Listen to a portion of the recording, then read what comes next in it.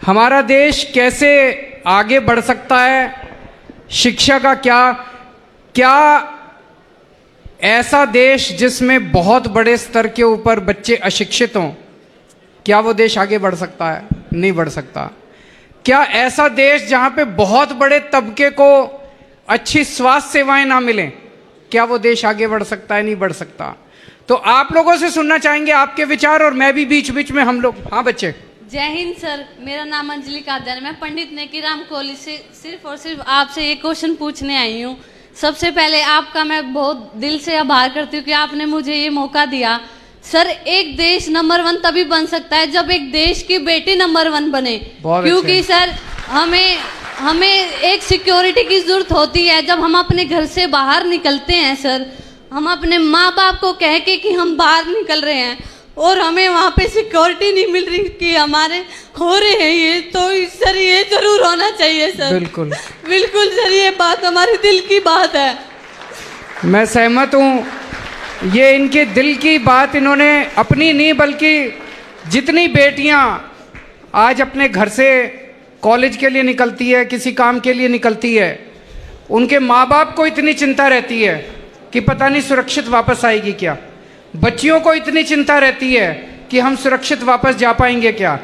इसी वजह से कई बेटियां आगे पढ़ने या नौकरी करने से वंचित रह जाती हैं। अगर हम अपनी बच्चियों को सुरक्षा नहीं दे सकते तो फिर लानत है ऐसी सरकारों के ऊपर, लानत है ऐसे सिस्टम के ऊपर। यहाँ पे मैं कोई राजनीति नहीं कर रहा, इसमें सारे पूरे सिस्टम की बात है कि आज 75 साल के बाद जब हमारी बेटी घर से बाहर निकलती है, वो अपने आप को सुरक्षित महसूस क्यों नहीं करती? क्या हम अपने सिस्टम को दुरुस्त नहीं कर सकते? कर सकते हैं। जब भगवंत जी की सरकार बनी थी पंजाब के अंदर, हम घर घर में जाके यही बोलते थे कि ऐसा क्यों है कि उनको सुरक्षा नहीं मिलती। ऐसा इसलिए होता है क्योंकि जब एसपी की, डीएसपी की, आईजी की, डीआईजी की, इनकी ट्रांसफर पोस्टिंग होती है तो उसमें पैसे चलते हैं। जब उसमें पैसे चलते हैं, कोई पैसे देके एसपी बनेगा, कोई पैसे देके डीएसपी बनेगा, तो फिर वो तो बलात्कारी के साथ ही जाएगा। फिर जब किसी लड़की के साथ छेड़खानी होगी तो वो बलात्कारी से पैसे लेके पैसे निकालेगा अपने। जब से ये बने हैं, एक भी ट्रांसफर पोस्टिंग में, पुलिस की एक भी ट्रांसफर पोस्टिंग में पंजाब में पैसे नहीं चलते। जाके पूछ लो किसी से भी।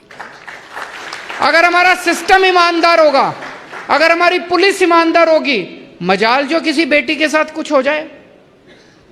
और कोई कुछ कहना चाहते हैं?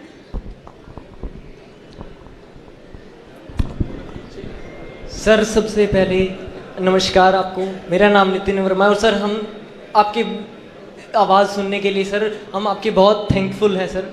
आज सबसे पहले सर, कहाँ से हो? सर मैं रोहतक से हूँ और सर मैं गवर्नमेंट जॉब करता था, मैंने गवर्नमेंट जॉब छोड़ी है। और सर मेरा क्वेश्चन सर अरविंद सर आपसे है कि सर जिस प्रकार हमारे रोहतक में पीजीआई कर्मचारी लगने के लिए करीबन 3 लाख रुपए तक देने पड़ते हैं भ्रष्टाचार के उसमें सर, तो क्या सर इसका कभी अंत हो पाएगा? दिल्ली में हो गया, पंजाब में भी हो गया। Thank you sir, thank you. ईमानदार सरकार चाहिए। Thank you so much sir. मैं आप लोगों के साथ कुछ एक्सपीरियंसेस शेयर करना चाहता हूँ। मेरे ऊपर आरोप लगता है कि केजरीवाल शिक्षा फ्री में क्यों देता है, केजरीवाल दवाइयाँ फ्री में क्यों देता है, लोगों का इलाज फ्री में क्यों कराता है। ये तो फ्री भी है, फ्री भी है, फ्री भी है, फ्री भी है, फ्री की रेवड़ी है। एक चीज बताओ, मैं अपने पैसे से तो दे नहीं सकता, मेरे पास तो पैसा है नहीं। दिल्ली सरकार ने कोई कर्जा नहीं लिया कहीं से, एक भी पैसे का कर्जा नहीं है हमारी सरकार के ऊपर। दिल्ली सरकार घाटे में नहीं चल रही, जब से हमारी सरकार आई है नफे में चल रही है, पॉजिटिव चल रही है सरकार। हमने क्या किया? हमने करप्शन खत्म कर दिया। करप्शन खत्म करके पैसे बचने लगे, पैसे बचने लगे, उससे नए नए स्कूल बनवा दिए, बच्चों की शिक्षा मुफ्त कर दी, सबका इलाज मुफ्त कर दिया। फिर जब और पैसे बच गए तो बिजली भी मुफ्त कर दी, फिर और पैसे बच गए तो सड़कें भी बना दी और पानी भी मुफ्त कर दिया। तो भ्रष्टाचार खत्म, पहले कहते थे क्या भ्रष्टाचार खत्म हो सकता है? हो सकता है, करके दिखाया है। दिल्ली में भी किया है, अब पंजाब में करके दिखा रहे हैं।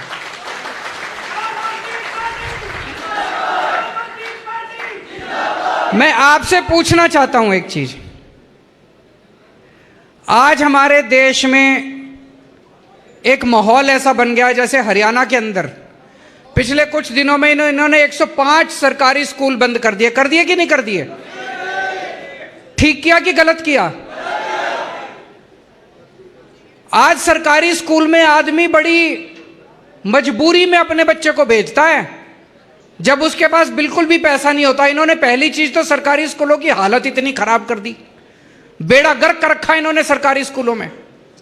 देश के अंदर 10.5 लाख सरकारी स्कूल हैं, इनमें से 80% सरकारी स्कूल कबाड़ खाने से भी ज्यादा खराब है इनकी हालत।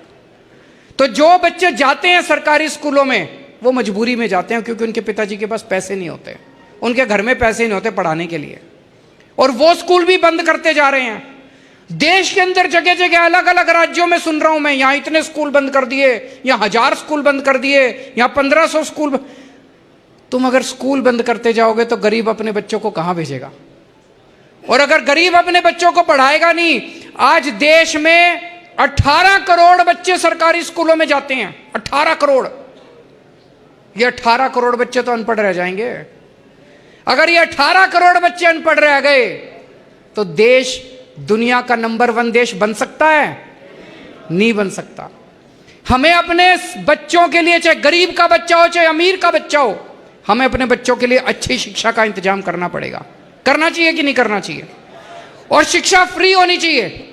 दुनिया का कोई भी डेवलप्ड कंट्री उठा के देख लो, अमेरिका उठा के देख लो, लंदन उठा के देख लो, जापान उठा के, हर देश ने अपने बच्चों के लिए अच्छी शिक्षा का इंतजाम करा था।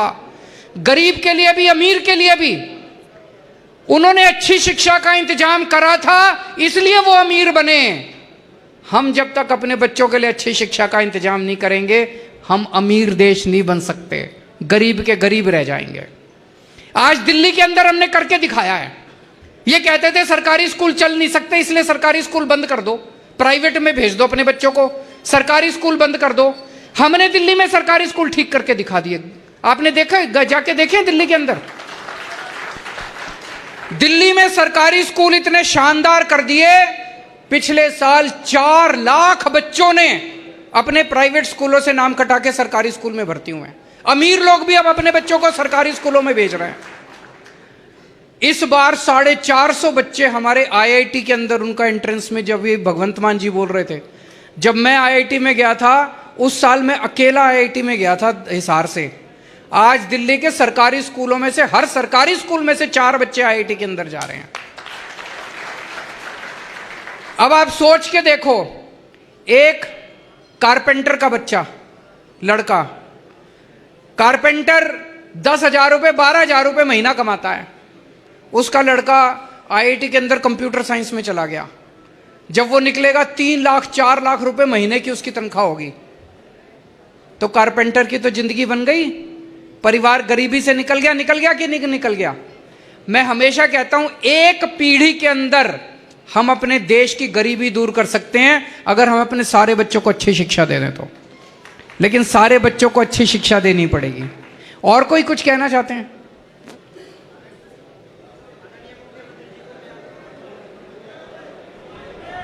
माइक देते जाओ जल्दी जल्दी। हेलो, नमस्ते सर। नमस्ते सर सर किधर है? अच्छा, हेलो। हाँ सर, मेरा नाम लोकेश है और मैं नजफगढ़ से हूँ। रोहतक एमडी यूनिवर्सिटी में मैं पढ़ाई करता हूँ। सर, मेरा सवाल आपसे ये रहेगा कि आप दिल्ली और पंजाब में बिजली पानी मुफ्त दे रहे हैं, जो कि लोगों की बेसिक नीड है, लेकिन सर हमारे देश में संसाधनों की कमी है। और मैं पूछना चाहता हूँ कि आप बिजली पानी को आगे कैसे टैकल करेंगे। और इसके साथ साथ एक चीज़ और पूछना चाहता हूँ, मेक इंडिया नंबर 1 में बिजली पानी का क्या योगदान रहेगा? देखो, ये आजकल जो आप अखबारों में भी पढ़ते होंगे कि कुछ लोगों का कहना है कि बिजली फ्री क्यों दे रहे हो जी, पानी फ्री क्यों दे रहे हो। अभी तक नेता क्या करते थे? पैसे खूब कमाते थे, भ्रष्टाचार करते थे, अपने पैसे स्विस बैंक में ले जाते थे। जनता को कहते थे, आप कुछ भी काम कराने जाते थे, कहते थे पैसा नहीं है, सरकार घाटे में चल रही है, पैसा नहीं है, सरकार घाटे में चल रही है। हम लोगों ने सरकार बनाने के बाद देखा कोई घाटे में नहीं चल रही, सरकार के पास बहुत पैसा है, सारा पैसा चोरी कर रखा इन्होंने। उस पैसे को बचाना चालू किया हमने।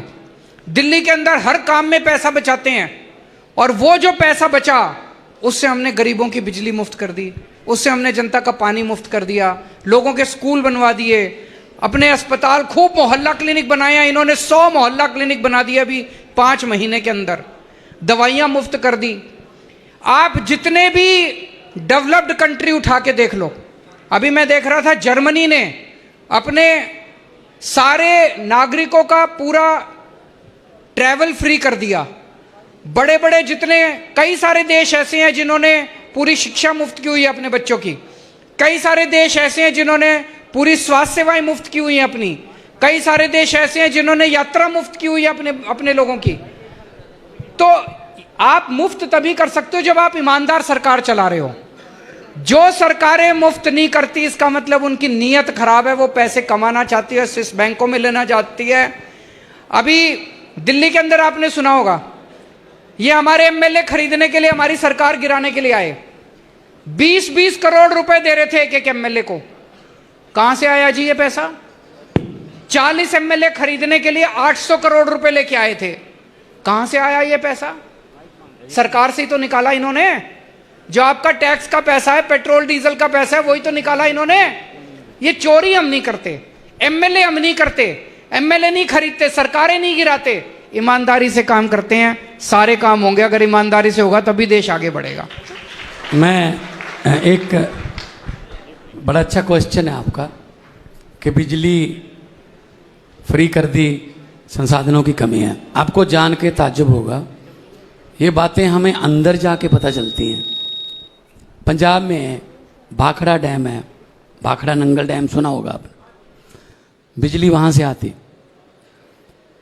आपको यकीन नहीं होगा, वैसे पंजाब में 9 रुपये यूनिट था जो हमने बंद कर दिया। अब हमने 600 unit, 300 unit per month, 600 unit तक 2 महीने का साइकिल है हमारा बिल का, वो हमने फ्री कर दिया। भाखड़ा यूनिट, भाखड़ा नंगल से सरकार को बिजली कितने की मिलती है? सरकार तो 9 रुपये बेच रही है, सरकार को बिजली कितने की मिलती है भाखड़ा नंगल से? सोच सकते हो, 9 पैसे यूनिट। 9 पैसे यूनिट को टैक्स लगा के टैक्स लगा के ये टैक्स वो टैक्स ये टैक्स 9 रुपए कर देते हैं भाई साहब। और दूसरा, आप ये मत सोचना कि अगर कोई नीरव मोदी बैंक लूट के ले गया, अगर कोई विजय माल्या बैंक लूट के ले गया, वो तो बैंक को ले गया, हमारा क्या ले गया? भैया आपका पैसा ले गया भाई। हम कहेंगे टैक्स का पैसा, तो आप कहोगे हम तो टैक्स भरते नहीं हैं, हम तो टैक्स देते नहीं। क्यों नहीं देते? आप सुबह जगते हो, सबसे पहले माचिस, चाय बनानी है, माचिस की तीली जलाई, लाइटर जलाया, टैक्स शुरू, उसमें पत्ती डाली, टैक्स, उसमें चीनी डाली, टैक्स, उसमें दूध डाला, टैक्स, खाना खाने के लिए दही, टैक्स, आज तो दही भी टैक्स है, लस्सी पीने का दिल करता है, जीएसटी में लस्सी भी डाल दी मोदी जी ने, अभी मोबाइल फोन किया, टैक्स, मोटरसाइकिल स्टार्ट किया, डीजल पर टैक्स, घर पे आए फिर टैक्स, शाम को रात को सोते समय आप कहते हो शुक्र है अब कोई टैक्स नहीं, अब सो रहा हूं लाइट बंद करके, नहीं ऊपर पंखा चल रहा है भाई, टैक्स। आप तो टैक्स दे रहे हो 24 घंटे, आप तो सोते हुए भी टैक्स दे रहे हो, तो किसका पैसा फिर लेके गया? वो जो भी लूट के लेके गया, आपका पैसा लेके गया। सो इसलिए अपने आप को हमेशा करदाता मानो कि हमारा पैसा है, हम, वो कहते हैं ना हमने क्या लेना है जी, हमने क्या लेना। अगर भगत सिंह भी ये सोच लेते हमने क्या लेना है, तो फिर देश आजाद कैसे होता? राजगुरु जी ने लिखा था, आखिरी, पहली और आखिरी लाइनें लिखी थी उन्होंने। राजगुरु जी ज्यादा लिखते नहीं थे, लेकिन उनको कहा गया भगत सिंह जी द्वारा और सुखदेव द्वारा कि कुछ तो लिखो। तो आखिरी दिन फांसी से आधा घंटा पहले 2 लाइनें लिखी थी राजगुरु जी ने, पूना के थे, हिंदी में 2 लाइनें लिखी थी कि हम भी जी सकते थे चुप रहकर, हम भी जी सकते थे चुप रहकर, हमें भी माँ बाप ने पाला था दुख सहकर। ये बातें लिखी, आधे घंटे में फांसी हो गई।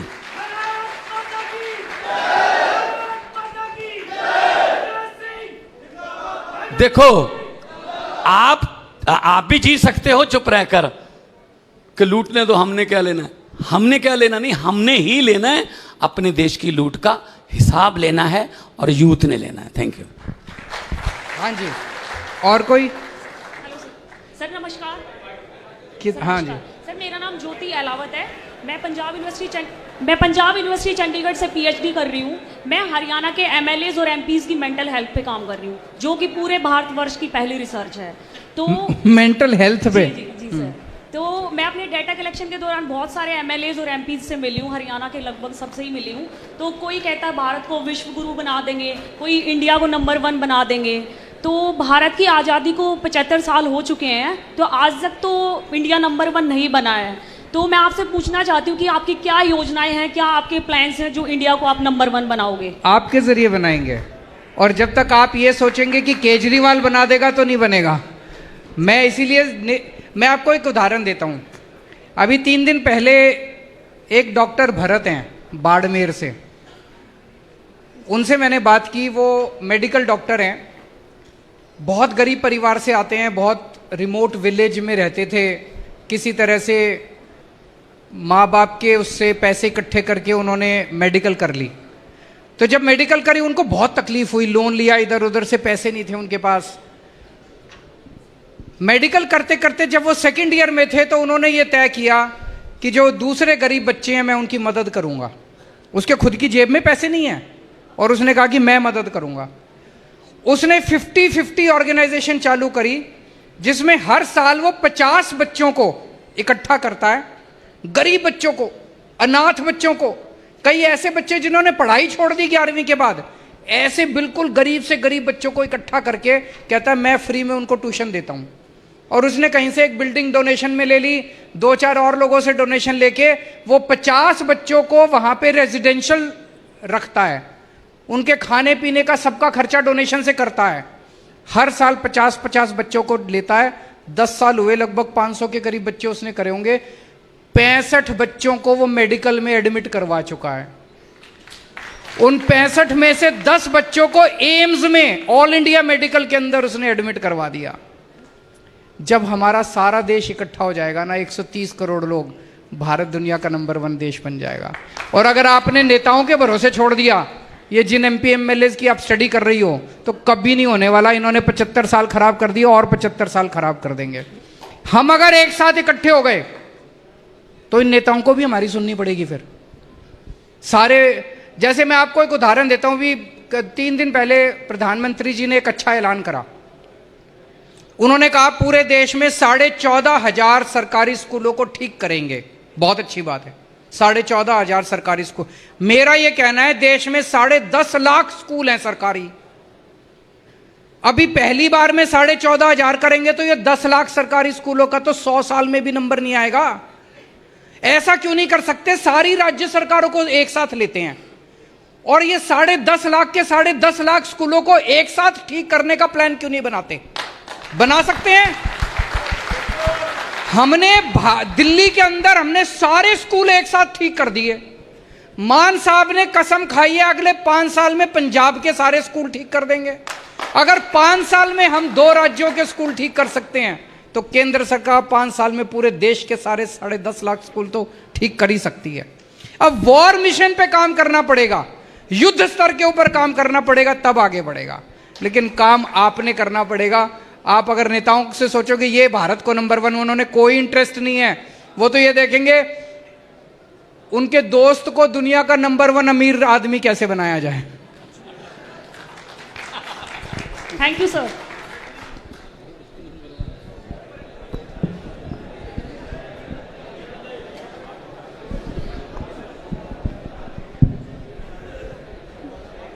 नमस्ते सर। कहाँ पे हैं? हाँ जी सर, जैसे कि हमारे इनकी हरियाणा में 105 स्कूल बंद हो चुके हैं, तो इसमें आगे शिक्षा कैसे बढ़ाई जाएगी? आप उसी स्कूल से हो किसी से? आप क्या क्या करते हो? गवर्नमेंट पीजी कॉलेज से हिसार। पीजी कॉलेज से। तो इनका प्रश्न है कि 105 स्कूल जो बंद हुए हैं, ये कहते हैं कि 105 स्कूल इसलिए बंद करे क्योंकि वहां पे बच्चे कम आते थे। बच्चे कम क्यों आते थे जी? बच्चे कम इसलिए आते थे क्योंकि उन्होंने स्कूल कबाड़ा कर दिया, सबने अपने बच्चे निकाल लिए। मैं चैलेंज करता हूं आज उन 105 स्कूलों में आप शिक्षा अच्छी कर दो, सारी फैसिलिटी दे दो, देखो बच्चे बढ़ जाएंगे। और अब इन्होंने हरियाणा में और उल्टा कर दिया कि आप अगर अपने बच्चों को प्राइवेट स्कूल में भेजोगे तो सरकार उनको सब्सिडी देगी, स्कूल वालों को सारी फीस देगी, 1100 रुपये 800 रुपये महीना आपकी। और अगर आप सरकारी स्कूल में भेजोगे तो 500 रुपये महीना आपको देने पड़ेंगे। कितने गरीब बच्चे हैं जिनके माँ बाप के पास 500 रुपये महीना देने को हैं? फिर तो लोगों को अपने बच्चों को निकालना ही पड़ेगा स्कूलों से। तो आज देश के अंदर जरूरत यह है कि सरकारी स्कूल और बहुत ज्यादा बढ़ाए जाएं और उनको भी अच्छा बनाया जाए, ना कि सरकारी स्कूलों को बंद किया जाए। इसके हम सख्त खिलाफ हैं। Thank you sir. आदरणीय मुख्यमंत्री जी को मेरा नमस्कार। नमस्कार। मेरा नाम प्रथम शर्मा है और मैं हिसार जिले का रहने वाला हूं। मेरे मत के अनुसार जब तक मेरे देश का युवा बेरोजगार है तब तक हम इंडिया नंबर 1 नहीं बन सकता। बिल्कुल बिल्कुल सही बोल। और हरियाणा प्रदेश में तो यह स्थिति और बेहतर हो गई है। हरियाणा प्रदेश में जो एम्प्लॉयमेंट रेट है वो 30% है। पूरे देश में एम्प्लॉयमेंट रेट 37% है जी, 37% है। तो आज तक कोई भी सरकार इस रेट को कम नहीं कर पाई है और यह दिन ब दिन बढ़ रहा है। कैसे बढ़े, कैसे ठीक होगा? या तो सरकार कुछ ऐसे योजनाएं लाए जिससे ये रोजगार बढ़ सकें, या फिर स्टार्टअप कंपनीज आएं, या बाहर की कंपनियां, कुछ मल्टीनेशनल कंपनी भारत में आएं ताकि रोजगार बढ़ सके। सारे काम करने पड़ेंगे। रोजगार कैसे मिल सकता है? बिल्कुल सही कहा। जब तक हमारे हर युवा के पास अच्छा रोजगार नहीं होगा, भारत नंबर 1 देश नहीं बन सकता। केवल भाषणबाजी रहे। गलत तो नहीं कह रहा? हर युवा के पास अच्छा रोजगार होना चाहिए। रोजगार अच्छा कैसे मिलेगा? कोई बताना चाहेगा रोजगार कैसे मिलेगा? हाँ जी, कोई? Yes sir, here sir, here ये हेलो। हाँ सर, जी, तिरंगा। हाँ जी, तिरंगा तिरंगा। हाँ जी सर, एक्चुअली मेन तो सोर्स जो होता है जॉब का या किसी भी चीज़ का, वो होती है शिक्षा। अगर शिक्षा अच्छी है तो ऑटोमेटिकली जॉब अच्छी मिलेगी, डिग्री अच्छी है जॉब अच्छी मिलेगी। बिल्कुल। बट सर क्या होता है कि डॉक्टर भीमराव अंबेडकर ने बोला था इक्वालिटी, बट सर अब इंडिया में इक्वालिटी नहीं रही है। अब क्या हो गया है, SC BC वालों को पहले सीटें मिल जाती है, जर्नल वाले रह जाते हैं। तो क्या सर हमें बचपन से ये हमारे माँ बाप को ये बोलना चाहिए कि तुम जर्नल में पैदा हुए हो तो तुम्हें पढ़ाई हार्ड करनी है, या तुम्हें किसी और चीज़ में इंटरेस्ट नहीं लेना, सिर्फ तुम्हें पढ़ाई करनी है, जब भी तुम्हें कॉलेज में जाके एडमिशन मिलेगा? ऐसा ज़रूरी है क्या सर? भीमराव अंबेडकर जी ने इक्वालिटी इसलिए रखी थी क्योंकि उस टाइम पे SC BC वालों को नीचे बिठाया जाता था, उन्हें शिक्षा देने का हक नहीं था। बट अब क्या होता है कि जर्नल वाला 80% लेके लाइन में खड़ा होता है, SC BC वाले 50% लेके सीटें ले लेते हैं। मेरे साथ खुद ऐसा हुआ था सर। मैं गुड़गांव से हूँ, सेक्टर 9 से। हमारे यहाँ पे सेक्टर 9 PG कॉलेज है। मेरी 12th क्लियर हुई, मेरे घर वालों ने बोला तेरी परसेंटेज अच्छी नहीं आई। सर मेरी परसेंटेज थी 75 कॉमर्स विद इको से। मैं एडमिशन लेने गया, मैंने सर 15 दिन चक्कर काटे, मेरे कट ऑफ में नाम आता था, मेरी जगह SC BC वाले 50-50, 45% पे सीट ले जाते थे। फिर सर मुझे रेगुलर में एडमिशन नहीं मिला, मैंने अपना 1 साल ड्रॉप किया। मैंने इग्नू से करा, इंदिरा गांधी यूनिवर्सिटी से, ओपन यूनिवर्सिटी से। फिर सर मेरे को वहाँ एडमिशन मिला, वहाँ मेरे को साथ साथ फिर जॉब भी करनी पड़ गई। अब मेरी सर ग्रेजुएशन आधी रह गई है, और सर मैं अब इंडिया बुल्स में वर्किंग था, वो नोएडा शिफ्ट हो गई है, मेरी जॉब भी छूट गई, मेरे पास डिग्री भी नहीं है। तो क्या हम जर्नल वालों को अब क्या ऐसे पढ़ाई करनी चाहिए कि हाँ तुम जर्नल से हो तो तुम पढ़ाई करते जाओ, लास्ट में आके SC BC वाले सीटें ले जाएंगे? ये इक्वालिटी थी सर भीमराव अंबेडकर जी की।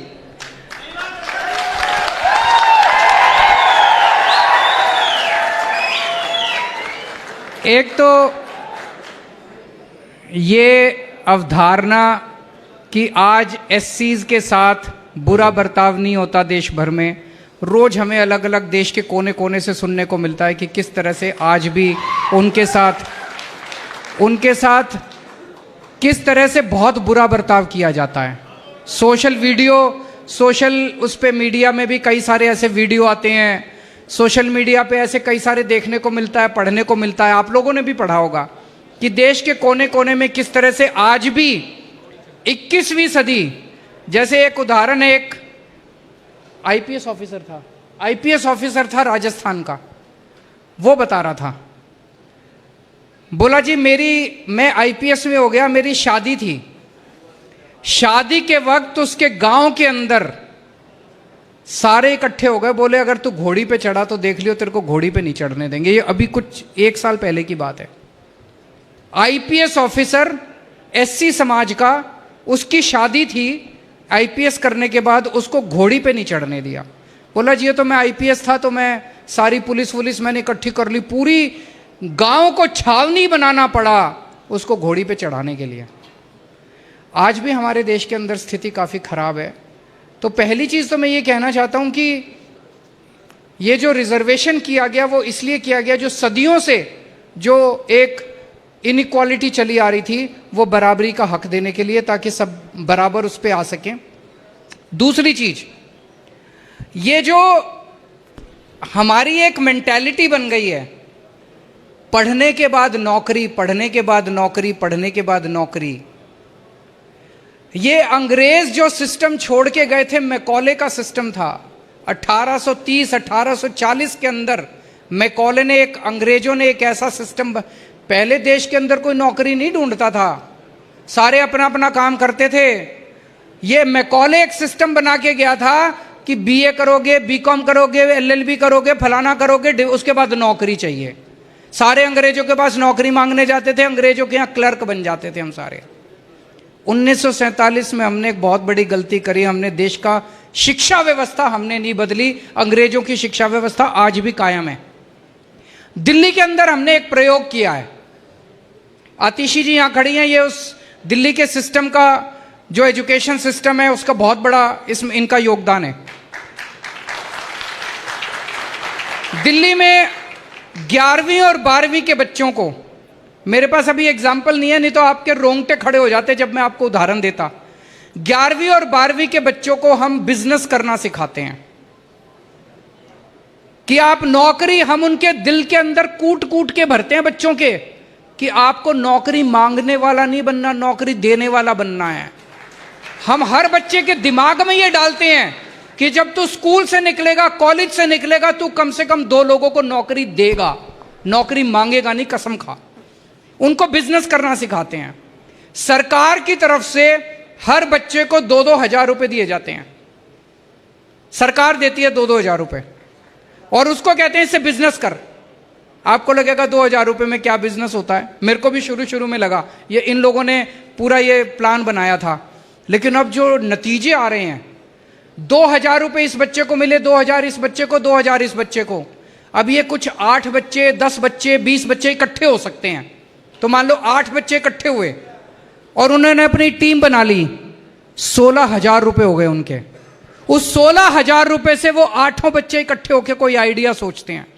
और क्या क्या आइडिया सोचे हैं बच्चों ने, कोई डार्क चॉकलेट बना रहा है, कोई अलार्म सिस्टम बना रहा है, कोई कुछ बना रहा है, कोई कुछ बना रहा है, और फिर वो अपने व्हाट्सएप पे, फेसबुक पे डाल के बेचना शुरू करते हैं। ऐसे 52,000 52,000 टीम्स बन चुकी है दिल्ली के सरकारी स्कूलों के अंदर, 52,000। और फिर हमने उन बच्चों को बड़े बड़े इंडस्ट्रियलिस्ट से मिलवाया।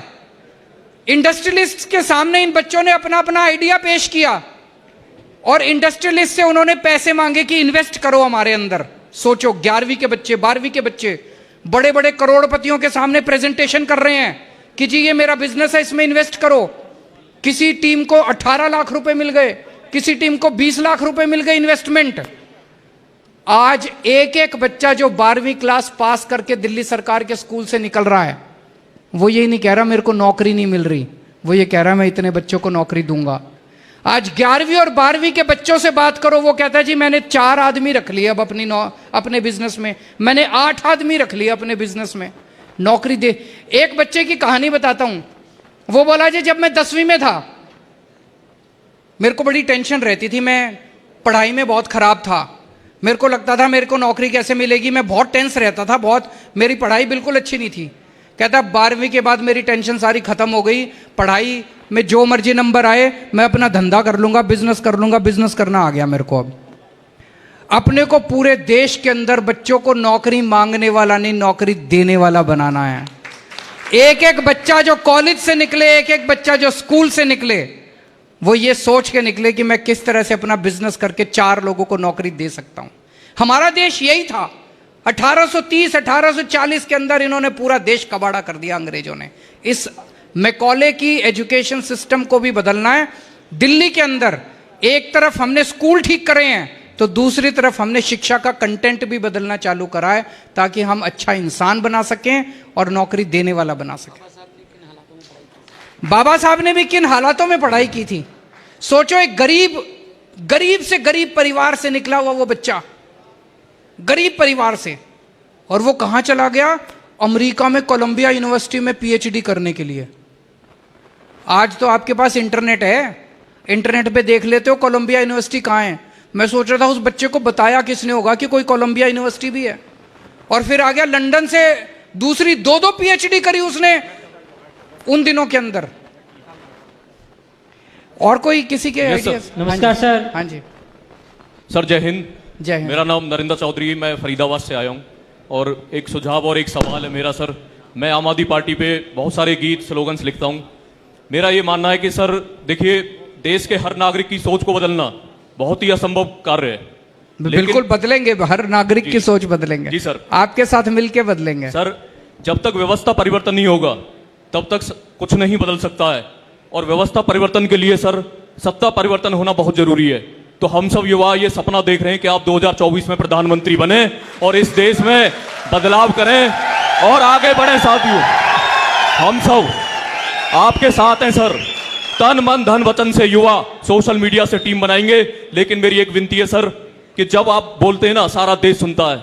सोशल मीडिया पे यूट्यूब से हम सब देखते रहते हैं, आपको सुनते हैं, भगवत मान जी को भी, जो अच्छे काम आप कर रहे हैं।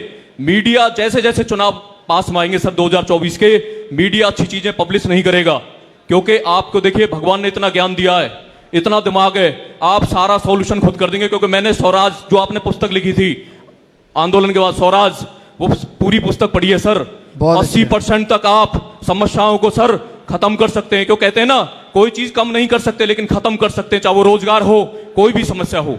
मेरा बस एक ही सवाल है कि आप एक ऐसा मिशन बना दें कि ये युवा जो अभी ठाली और खाली बैठे हैं, 18 से 35 साल के करोड़ों युवा पूरे देश में, आप हर जिले में जाएं, क्योंकि 75 सालों में आजादी में ऐसा पहली बार हुआ है कि इस तरह से सवाल जवाब होते हैं।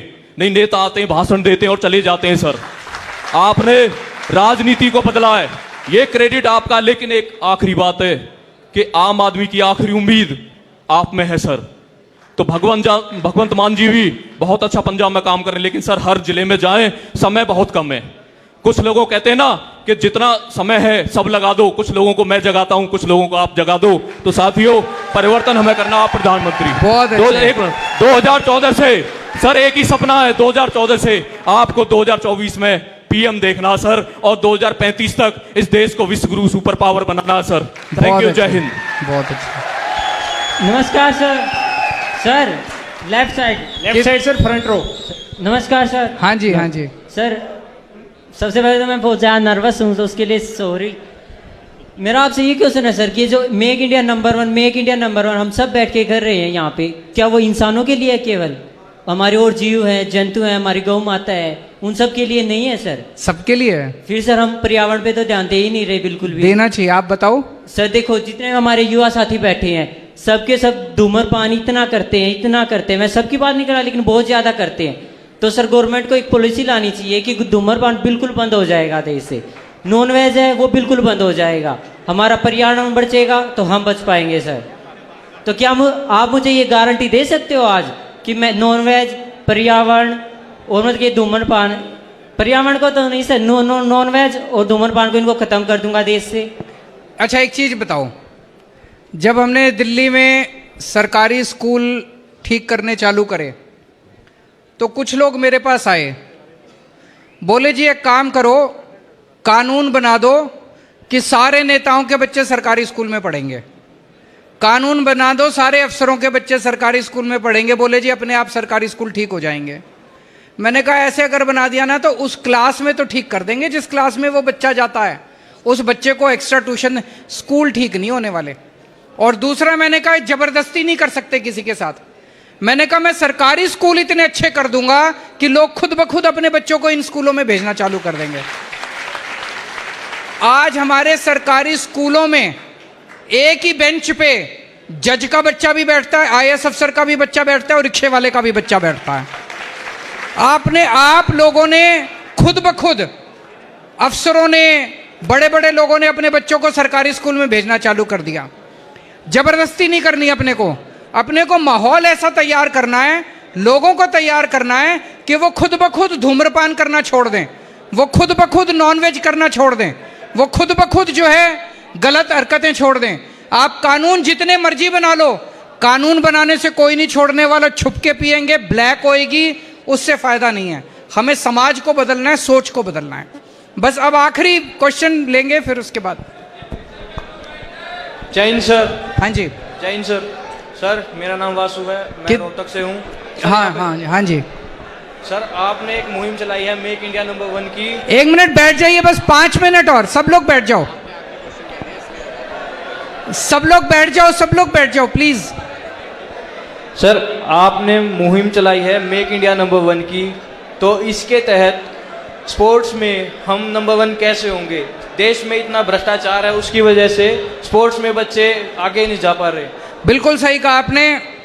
130 करोड़ लोगों का देश है, और जब ओलंपिक्स की बात आती है तो गिने चुने अवार्ड आते हैं, उसी को हम सेलिब्रेट करते हैं। हमारे स्पोर्ट्स के अंदर इतना ज़्यादा भ्रष्टाचार है, इतनी ज़्यादा राजनीति है कि पूरा सिलेक्शन प्रोसेस गड़बड़ है। जिस तरह से भर्तियां होती हैं, जिस तरह से सिलेक्शन किया जाता है, वो सारी गड़बड़ है। 130 करोड़ लोगों के देश के अंदर हमें तो सारे मेडल जीत लेने चाहिए, ऐसा होना चाहिए। वो सिस्टम बन सकता है।